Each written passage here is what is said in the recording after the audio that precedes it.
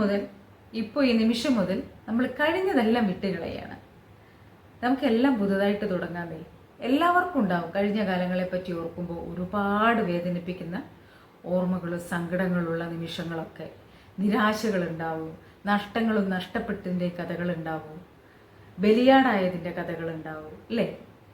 കഴിഞ്ഞ കാല സംഭവങ്ങൾ ഓർക്കുമ്പോൾ ആരുടെങ്കിലും വിദ്വേഷമോ വെറുപ്പോ ഒക്കെ ഉണ്ടാവും. അതെല്ലാം നമ്മൾ വിട്ടുകളയാണ്. നിങ്ങൾക്ക് വേണ്ടി നിങ്ങളത് ചെയ്തേ പറ്റൂ. കാരണം നമ്മുടെ വിധി രൂപകൽപ്പന ചെയ്യുന്നത്, നമ്മുടെ ജീവിതം രൂപകൽപ്പന ചെയ്യുന്നത് നമ്മൾ മാത്രമാണ്.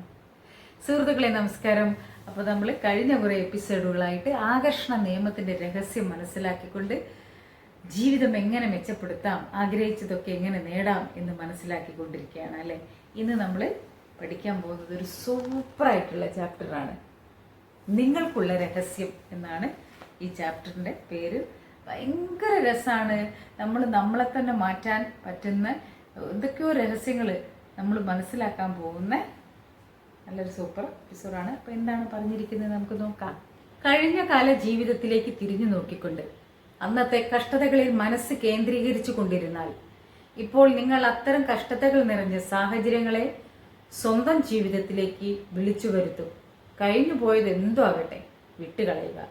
നിങ്ങൾക്ക് വേണ്ടി നിങ്ങളത് ചെയ്യണം. കഴിഞ്ഞ കാല സംഭവങ്ങളുടെ പേരിൽ ആരുടെങ്കിലും പകയോ വൈരാഗ്യമോ മനസ്സിൽ വെച്ച് പുലർത്തിയാൽ അതിന്റെ ദോഷം അനുഭവിക്കുക നിങ്ങൾ മാത്രമായിരിക്കും. നിങ്ങൾ അർഹിക്കുന്ന ജീവിതം സൃഷ്ടിക്കുവാൻ നിങ്ങൾക്ക് മാത്രമേ കഴിയൂ. വേണമെന്നാഗ്രഹിക്കുന്ന കാര്യത്തിലേക്ക് ബോധപൂർവം മനസ്സ് കേന്ദ്രീകരിക്കുമ്പോൾ, നന്മയുടെ വികാരങ്ങൾ നിങ്ങൾ പ്രസരിപ്പിക്കാൻ തുടങ്ങുമ്പോൾ ആകർഷണ നിയമം പ്രതികരിക്കും. ഒരു തുടക്കം കുറിക്കുക മാത്രമാണ് നിങ്ങൾ ചെയ്യേണ്ടത്.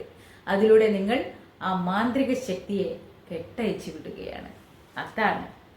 അപ്പൊ നമുക്ക് കഴിഞ്ഞതെല്ലാം നമ്മൾ മറക്കുകയാണ്, എല്ലാം നമ്മൾ ക്ലീൻ ചെയ്യാണ്. കാരണം ദോഷം നമുക്ക് മാത്രമായിരിക്കും. നമ്മൾ വീണ്ടും വീണ്ടും വിഷമിച്ചും ടെൻഷൻ അടിച്ചും നഷ്ടങ്ങളെക്കുറിച്ചും പരാതിയും പരിഭവങ്ങളായിട്ട് ഇരിക്കേണ്ട. ഇനി നമുക്ക് വേണ്ടത് നമ്മൾ ആഗ്രഹിക്കുന്ന തരത്തിലുള്ളൊരു ജീവിതമാണ്. അതിന് നമ്മളൊരു സൂപ്പർ രഹസ്യം മനസ്സിലാക്കണം. ഈ പ്രപഞ്ചത്തിൻ്റെ രഹസ്യം മനസ്സിലാക്കണം. അത് മനസ്സിലാക്കി നമുക്ക് നമ്മളെ ഒന്ന് ക്ലീൻ ചെയ്താൽ, നമ്മൾ ഒരു പുതിയ ആളായിട്ട് നമുക്ക് മാറാൻ പറ്റിയാൽ തീർച്ചയായിട്ടും നമ്മൾ ആഗ്രഹിച്ചതെല്ലാം നമുക്ക് നേടിയെടുക്കാൻ പറ്റും. നമ്മളെ ചിന്തകളെ നമ്മളൊന്ന് മാറ്റി പിടിച്ചാൽ മതി. അതെന്താ നോക്കാം, എന്താണ് രഹസ്യം എന്ന്. നമ്മുടെ എല്ലാവരുടെയും ഉള്ളിൽ നിരാശ ബാധിച്ചു കഴിഞ്ഞാൽ നമ്മളൊക്കെ പറയും, ഞാൻ തകർന്നു പോയി, ഞാൻ രോഗിയാണ്, ഞാൻ വൈകിപ്പോയി, എനിക്ക് പൊണ്ണത്തടിയാണ്, അല്ലെങ്കിൽ ഞാൻ കിഴവനാണ്, പ്രായമായി. ഇതൊക്കെ നെഗറ്റീവിനെയാണ് നമ്മൾ പ്രകൃതിയിൽ നിന്ന് ആഗിരണം ചെയ്യുന്നത്. ഇത് നമ്മൾ പഠിച്ചതാണ്. അതിന് പകരം നമ്മൾ ഉപയോഗിച്ച് തുടങ്ങേണ്ട വാക്കുകളുണ്ട്. വാക്കിന് വല്ലാത്തൊരു ശക്തിയാണ്. അത് അനുകൂലമായ രീതിയിലേക്ക് നമ്മളത് മാറ്റണം. ഞാൻ ആഗ്രഹിച്ചതെല്ലാം എനിക്ക് കിട്ടുന്നു, ഞാൻ വളരെ സന്തുഷ്ടനാണ്, ഞാൻ പൂർണ്ണ ആരോഗ്യമുള്ള വ്യക്തിയാണ്, ഞാൻ എപ്പോഴും കൃത്യസമയം പാലിക്കും, എനിക്കിനിയും ധാരാളം സമയമുണ്ട്, ഞാൻ സദാ ഊർജ്ജസ്വലനാണ് എന്നിങ്ങനെയൊക്കെ നമുക്ക് പറഞ്ഞൂടെ? അപ്പം നമ്മുടെ വാക്കുകൾ നമ്മൾ വീണ്ടും വീണ്ടും തിരുത്തി തുടങ്ങുകയാണ്, ചിന്തകൾ തിരുത്തി തുടങ്ങുകയാണ്. കാരണം എന്താണെന്നറിയോ? അതല്ലെങ്കിൽ നമുക്ക് ആഗിരണം ചെയ്യാൻ നെഗറ്റീവിന് മാത്രമായിരിക്കും. അപ്പോൾ നമ്മൾ ഇപ്പം തുടർന്ന് പോകുന്ന അതേ അവസ്ഥ തന്നെയായിരിക്കും നമുക്ക് ജീവിതത്തിൽ അങ്ങോട്ടും. ഇനി നമുക്ക് ജീവിതം മാറിയേ പറ്റൂ, മാറ്റിയേ പറ്റൂ. അപ്പം നമ്മുടെ ചിന്തകളും വാക്കുകളും അതും നമുക്ക് മാറ്റിയേ പറ്റൂ. അതിനൊക്കെ ഒരേ ഒരു രഹസ്യമുണ്ട്. അതെന്താണെന്നറിയോ? ഈ പ്രകൃതിയുടെ രഹസ്യം, ഊർജത്തിൻ്റെ രഹസ്യം. നമ്മളെല്ലാവരും, ഈ പ്രകൃതിയിലെ ഓരോ വസ്തുക്കളും, നമ്മൾ മനുഷ്യരും ഒരൊറ്റ ഊർജമാണ്. അത് തിരിച്ചറിയാം. നാം എല്ലാം പരസ്പരം ബന്ധിക്കപ്പെട്ടിരിക്കുന്നു. നാം അത് കാണുന്നേയില്ല. പുറം അല്ലെങ്കിൽ അകം എന്നൊന്നില്ല തന്നെ. പ്രപഞ്ചത്തിലുള്ള എല്ലാം പരസ്പരം ബന്ധിക്കപ്പെട്ടിരിക്കുന്നു.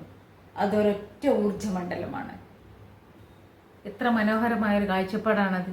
നമ്മിൽ എല്ലാവരിലുള്ള ഒരേ ഒരു സത്തുണ്ട്, ഉള്ളിൽ ഒരു ഊർജമുണ്ട്, ഒരു എനർജി ഉണ്ട്. അത് ഈ പ്രപഞ്ചത്തിൽ ഓരോ വസ്തുവിലുള്ളത് ഒരൊറ്റ ഒന്ന് തന്നെയാണ്. അപ്പോൾ നിങ്ങൾ വിശ്വാസികളാണെങ്കിൽ തീർച്ചയായിട്ടും നിങ്ങൾക്കതിനെ ഗുരുവായൂരപ്പനെന്നോ അള്ളാഹുവെന്നോ യേശുദേവനെന്നോ എന്തു വേണം വിളിക്കാം. അതല്ലെങ്കിൽ നിങ്ങൾക്കതിനെ പ്രപഞ്ചത്തിൻ്റെ ശക്തി എന്ന് പറയാം. അതിന് ഒരാൾക്കും നിഷേധിക്കാൻ പറ്റില്ല. കാറ്റായിട്ടും മഴയായിട്ടും സൂര്യപ്രകാശമായിട്ടും നമ്മളെങ്ങനെ കാത്തുരക്ഷിക്കുന്ന വായുവായിട്ടും വെള്ളമായിട്ടും പഞ്ചഭൂതങ്ങളായിട്ട് നമ്മളെ കാത്തുരക്ഷിക്കുന്ന പ്രകൃതിയെ നിഷേധിക്കാൻ ഒരാൾക്കും സാധ്യമല്ല. അപ്പോൾ അതിനെ, ആ ശക്തിയെ നിങ്ങൾക്ക് എന്ത് പേരിട്ടെങ്കിലും നിങ്ങളുടെ ഇഷ്ടത്തിനനുസരിച്ച് നിങ്ങൾക്കത് വിളിക്കാം, കാണാം. അനുഭവിക്കുക, പരസ്പരം സ്നേഹത്തോടെ അതിനെ അംഗീകരിക്കുക, പരസ്പരം റെസ്പെക്റ്റോടെ അതിനെ അംഗീകരിക്കുക. ഓരോരുത്തരും അവർക്കിഷ്ടമുള്ള രീതിയിൽ അതിനെ കാണട്ടെ, ആരാധിക്കട്ടെ, സ്നേഹിക്കട്ടെ. അപ്പം നമ്മളെല്ലാവരും ഒരൊറ്റ ഊർജമാണ് എന്ന് തിരിച്ചറിവാണ് നമ്മുടെ എല്ലാറ്റിൻ്റെയും രഹസ്യം.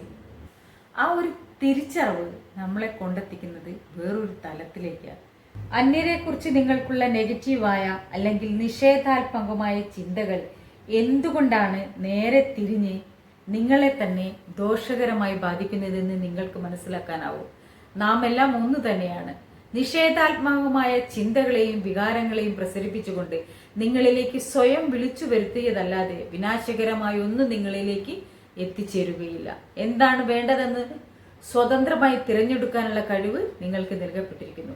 പക്ഷെ നിങ്ങളുടെ മനസ്സിൽ ഉളവാകുന്നത് നിഷേധാത്മകമായ ചിന്തകളും വികാരങ്ങളുമാണെങ്കിൽ നിങ്ങൾ ആ പരമമായ നന്മയിൽ നിന്ന് നിങ്ങളെ തന്നെ വേർപെടുത്തുകയാണ് ചെയ്യുന്നത്. നിങ്ങളിൽ ഉണ്ടായ ഓരോ നിഷേധാത്മകമായ വികാരങ്ങളെക്കുറിച്ചും ഒന്ന് ചിന്തിച്ചു നോക്കുക. അവയോരോന്നും ഭയത്തിൽ അധിഷ്ഠിതമായിരുന്നു. എന്നപ്പോൾ നിങ്ങൾക്ക് മനസ്സിലാവും, നിങ്ങൾ വ്യത്യസ്തനാണ് എന്ന് ചിന്തിക്കുന്നതിലാണ്, മറ്റുള്ളവരിൽ നിന്ന് നിങ്ങളെ സ്വയം വേർതിരിച്ച് കാണുന്നതിനാലാണ് ഓരോ നിഷേധാത്മകമായ വികാരങ്ങളിൽ നിങ്ങളിൽ ഉളവാകുന്നത്. വേർതിരിവ് എന്നതിന് ഒരു ഉദാഹരണമാണ് മത്സരം.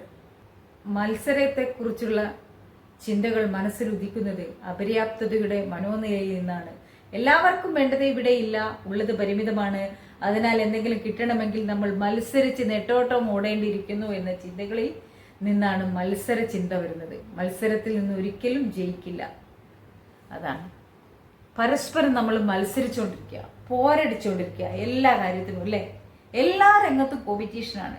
പക്ഷെ നമുക്ക് ആരോടും മത്സരിക്കേണ്ട. നമുക്ക് നമ്മളെ ഒരു റൂട്ടുണ്ട്. നമ്മൾ എന്താണ് ആഗ്രഹിച്ചത് അത് നമുക്ക് പ്രകൃതി തരും.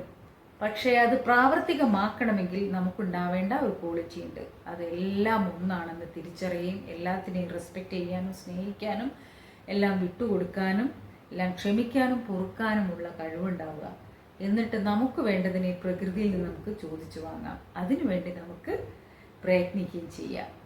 എന്ത് സൂപ്പറായിട്ടുള്ള, എന്ത് മനോഹരമായിട്ടുള്ള ഒരു അധ്യായമാണെന്ന് അറിയത്. വായിക്കും തോറും വീണ്ടും വീണ്ടും വീണ്ടും എടുത്ത് വായിക്കാൻ തോന്നും. അപ്പം പ്രിയ സുഹൃത്തുക്കളെ, എല്ലാവരും ഹാപ്പി ആയിട്ടിരിക്കുക. എന്തെങ്കിലും ചിന്തകളും വിഷമങ്ങളും സങ്കടങ്ങളൊക്കെ നമ്മുടെ ജീവിതത്തിലൂടെ കടന്നു പോയിട്ടുണ്ടാവും. അതെല്ലാം മറക്കുക, പൊറുക്കുക. നമുക്കല്ലേ പൊറുക്കാനും മറക്കാനും പറ്റൂ. കാരണം നമ്മുടെ ഇത് ഉള്ളിൽ വെച്ചുകൊണ്ടിരിക്കുന്നതിനനുസരിച്ച് രോഗിയായിത്തീരുന്നതും അന്നന്ന് നമ്മളെ ടെൻഷനും എല്ലാം കൂടെ പെരുകി നമ്മൾ ഇല്ലാതായി പോകുന്നതും നമ്മൾ മാത്രമാണ്. അത് തിരിച്ചറിയുക. ഒന്നും ഉള്ളിൽ വെക്കണ്ട. നമ്മൾ ഹാപ്പി ആയിട്ടിരിക്കുക. കഴിഞ്ഞതെല്ലാം മറന്നേക്കുക. എല്ലാം ഒരു ഊർജ്ജമാണ്, എല്ലാം ഒന്ന് തന്നെയാണെന്നുള്ള തിരിച്ചറിവുണ്ടാവട്ടെ എല്ലാവർക്കും.